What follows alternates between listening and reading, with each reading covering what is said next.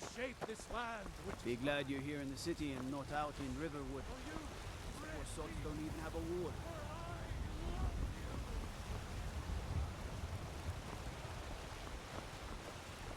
Everything all right?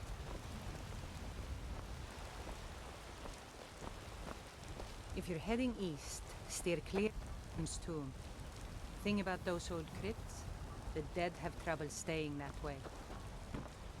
You know, I saw something near Shimmer Mist Cave to the northeast. Some kind of creature, small and wicked. Never seen its like before.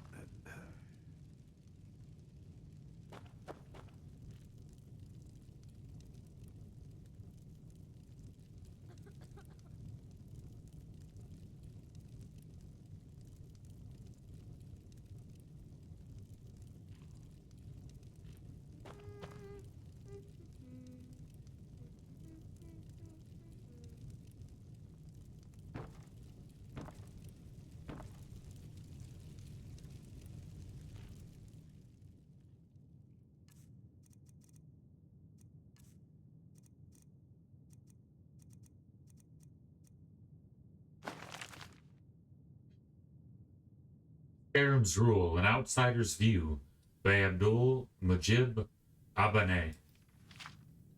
In my travels, and they have been many, I have encountered many strange peoples and cultures in many different provinces of the Empire, and in each I have found a method of governing and customs of leadership unique to that particular province. In Blackmarsh, for example, the Aragonian king relies upon his Shadowscale assassins to eliminate threats secretly, without the common knowledge of his people. In the imperial province of Cyrodiil, the emperor may rule directly, but the power granted to his elder council cannot be understated. During the recent journey to Skyrim, that harsh, frozen realm of the Nords, I was able for the first time to witness the unique manner rule of this strong, proud people. It would appear that the entire province of Skyrim is separated into territories known as holds, and each hold finds its seat of power in one of the great ancient cities, and in each of those cities there rules that hold's king, known as a Jarl. The Jarls of Skyrim are as a whole a fierce sight, indeed, sitting on their thrones, ready to administer justice, or to send their forces out to quell some local threat, be it a pack of feral wolves or a terrifying giant that has wandered too close to a settlement.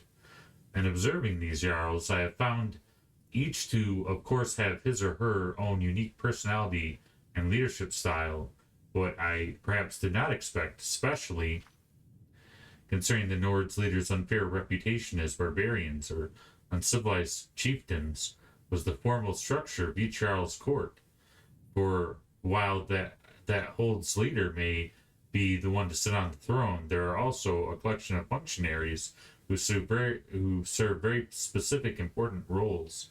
The court wizard counsels the Jarl in all matters magical, and may even sell services or spells to keep visitors. That keeps visitors. The steward is the Jarl's primary advisor, and generally takes care of the more mundane aspects of running the keep, the city, or even the hold, depending on the situation.